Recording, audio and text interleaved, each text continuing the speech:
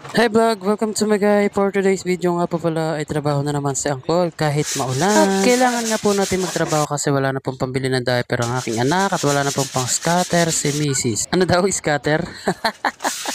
Kaya sige Uncle, galingan mo sa pagliha. At baka masilip ka na naman ng mga kasama mo, sabihin na naman sipag-sipagan. Alam nyo mga Uncle, kahit anong sipag at galing mo sa buhay, may masasabi at may masasabi talaga yung kapwa natin. Sa isang daang tamang ginawa mo, isang pagkakamali mo lang murado lahat. Kaya sige Uncle, ikanta mo na lang. Korean version yan ah.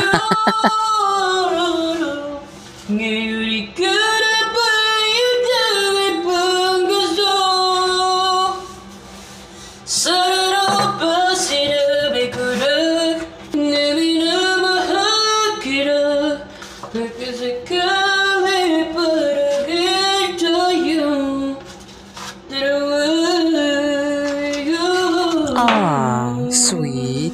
Ngongo yarn. Hala, sige Uncle, suotin mo yan, suungin mo yan kung kinakailangan. At sa mga sandali nga pong ito ay natawag na naman si Uncle. Dito naman po siya gumawa sa labas. At nga po natin yung mga kahoy dito gamit ang pait. Kaya hala, sige Uncle, galingan mo sa pagkapit, baka ikay sumabit. At sa mga sandali nga pong ito ay natawag na po si Foreman kasi magtatanghalian na daw. Ayaw niya kasing nagugutom yung mga tao niya. Ah, sweet. Kaya sige Uncle, baba, baka mahulog ka sana dyan.